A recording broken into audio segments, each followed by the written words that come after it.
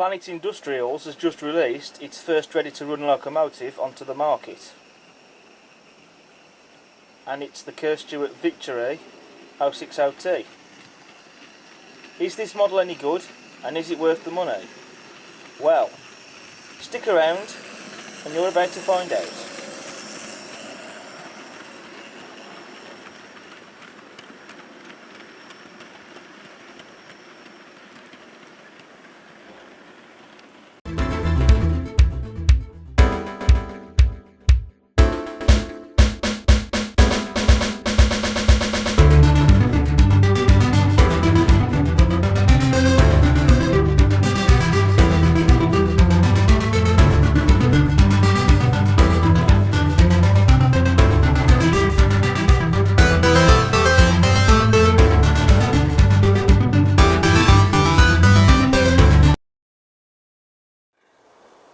So hello everyone, and welcome back to the Class 47P YouTube channel. And Wally's been and gone for another year. It returned after a few years because of COVID, which stopped it. It was a great day out, very tiring afterwards, but a great day out nonetheless. And I'm sure by now you will have seen my footage I filmed from the day, which you can find on the YouTube channel. If you've not yet watched it, then after this video do give it a watch. So there were so many great layouts on show, as well as the centrepiece exhibits that were there, as well as many superb and beautiful models on display from the manufacturers. And also there were a large number of trade stands there as well, selling models, and I did come away with a few items. I certainly did splash the cash, and one of the items I came away with was this. This is one of the Planet Industrials Kerr Stuart Victory 060Ts. I have already seen photographs and videos of these models, and they do look stunning. And I also saw a weathered version of one of these on the Romping magazine Great Central layout. And I also saw these on Planet Industrial stand as well. And I just couldn't resist buying one, and so I did. And the version I've gone for is in the lime grey livery, and it's I.W D.12. And I got this version because the grey livery is the one that stood out to me. And this is Planet Industrial's first ready-to-run locomotive. So we're going to get this out of the box and we're going to see what it's like.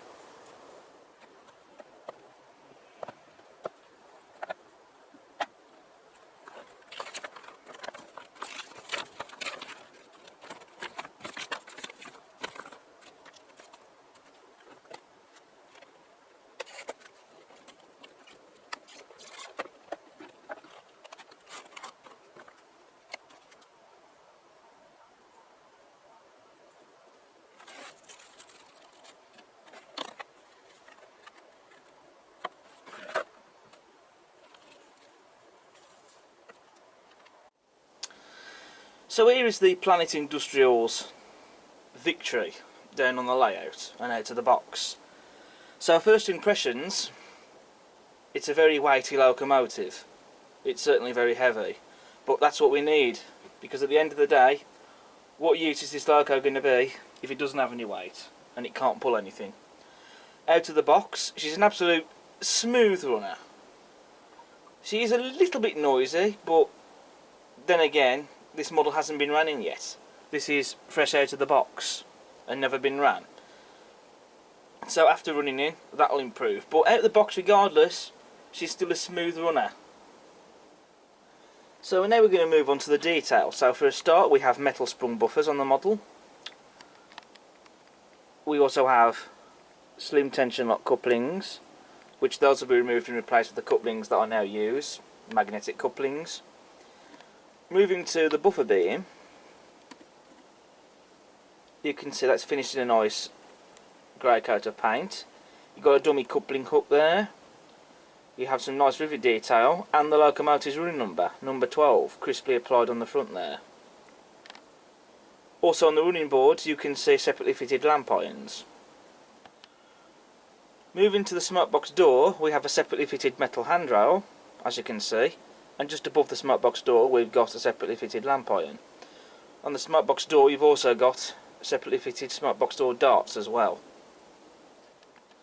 As you can see, all the rivet detail on the smokebox, and you've also got a separately fitted metal handrail on the boiler and smokebox. Underneath the boiler you have got some visible daylight. There isn't really any detail under there, but to be honest, there doesn't necessarily need to be detail under there, because I think this model is detailed enough as it is. Some people might say otherwise, but to be honest with you, when this model's running on the layout, even if there was detail under there, I wouldn't really be looking at that. As you can see, we have the whistle and safety valves. They're not made out of turned brass, which would have been nice to see. They are made out of plastic though, and they are painted, and to be fair, the way they've been painted, you could almost mistake them for being made out of brass. So I still think that they'll look nice. There's very nice rivet detail on the cylinders, as well as the drain cocks on the cylinders that have already been fitted. And also just have a look at all the link motion on the locomotive. And you can also see we have sanding gear. You can also see on the chassis of the locomotive, just on the frames under here, that there is some rivet detail. And you've also got the brake blocks as well. Moving on to the cab interior detail now. As you can see on the inside of the interior, it's been picked out in a very nice cream colour, which looks stunning. You've also got the handbrake there, which has been painted. You've also got separately fitted handrails as well on the doorway of the cab. Then we have the painted detail on the back head. And I'm having to use a little torch to get into the cab so you can see this better. But as you can see, all the detail in there has been picked out and painted. You've got the pipe work, gauges, dials, regulator, etc. It's all there and it's all painted, and it looks fantastic. On the rear of the loco, as you can see, you have guard irons on the rear windows. They're separately fitted, and also there's glazing in all of the cab windows as well, both on the rear and on the front. You've got separately fitted lamp irons as well. Again, rivets on the buffer beam and sprung metal buffers, and slim tension lock coupling. The coal bunker is empty though. There isn't a plastic coal load supplied with the model, so at some point I shall be fitting my own coal load to the model, because it will look better with a coal load, as otherwise it will look a bit strange and odd having it running around the layout with an empty coal bunker. So just a bit of constructive criticism. Could have had a plastic coal load in there, which you could remove and choose to fit your own coal load or not, but regardless, I don't think that takes away from the model. Now we come to the livery application, and this livery is the Inland Water and Docks livery. And again, as I said at the beginning of the video, I chose this livery because the grey livery stood out to me. The grey livery is correct to the prototype. It's a very even coat of paint, no imperfections or blemishes anywhere at all. And the lining that you see on this model, on the water tanks, around the cabin bunker, and on the boiler bands, the cylinders, and even on the wheels, it's all been done neatly, crisply and superbly. You know, it's in a top high quality finish that we expect to see. And the quality of the boiler bands especially, the way they've done the lining on those is just something else. And also what I think particularly looks striking with this model is the grey wheels, which I think they really make this livery stand out, and I think the white and black lining really helps to lift the livery, in my opinion. And I just think it looks absolutely gorgeous. They've also got the style of font, I.W.D., which is correct, and again neatly and crisply supplied on the water tanks, as well as the loco's number 12, also on the water tanks as well, and again crisply and neatly applied. So just to show you on the other side, there isn't really any detailed differences other than the fact that on the other side it did have the reversing lever just here under the boiler. On this side it doesn't have it, as per the prototype. Now in terms of shape, proportion and detail, I think Planet Industrials has really captured the look and the detail of the real Kerr Stuart Victory spot on. It definitely looks like a Kerr Stuart Victory, and considering that this is Planet Industrial's first ready to run locomotive, I think they've done a cracking job with this model. It really does look the bee's knees. I'll just quickly go through the accessories that are supplied with this model. First of all, we have the etched builder's plates which go on the bunker. Those will be fitted later. And then we have the accessory bag, which you either choose to fit these details or you don't. And in here you have sandboxes, toolboxes and footsteps. I shall be adding the footsteps. Based on the photos I've seen, because there is a photograph of the real locomotives in this livery, in the box on the instruction manual, in that photo you can't see sandboxes or toolboxes on the locomotives in the Inland Water and Docks livery, but I shall do some more searching on Google, and if I do come across any photos with the toolboxes and sandboxes in them, then I shall fit them. But then, to be fair, I could possibly, if I wanted to, fit them regardless, but you know, we'll see. But again, they are optional. So having covered the model in detail, what we're going to do now is we're going to get this model running on the layout and let her bed in. So I'm going to get rid of the tension lock couplings, I'll put in a hunt coupling, and we're going to get this model hauling my rake of mineral wagons around the layout. And then, once that's done, we'll come to my conclusion.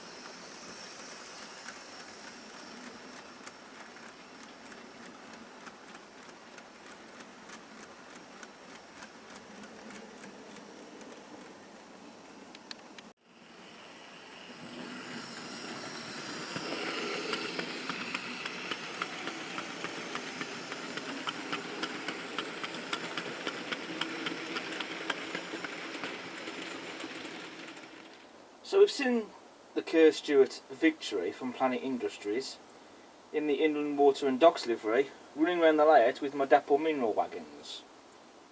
And I think she made a very fine sight with those wagons. So now that we've finished the running session, that brings me on to my final conclusion. For Planet Industrial's first ready to run model, I think this is an absolute cracker. I mean, this model will make a very fine addition to the layout. It really is a fantastic little gem. I can't fault it. It runs superbly, pulls well, as you've seen. The detail on it is fantastic. Nothing else more to say really. So, if you're looking at getting one of these, or thinking about getting one, I'd definitely go out and buy it. It's definitely well worth the money in my opinion, and I'm glad I bought it. And especially if you're into your industrial locomotives, then this is an absolute must. So all that's left for me to say now is thank you very much for watching today's video on the Planet Industrial's Kerr Stuart Victory 060T. I hope you've enjoyed this video. If you like what you see, then please do subscribe to the channel. Give me a like. Feel free to post a comment, and also do check out all my other videos I've got on the channel. But until next time, take care. Bye for now.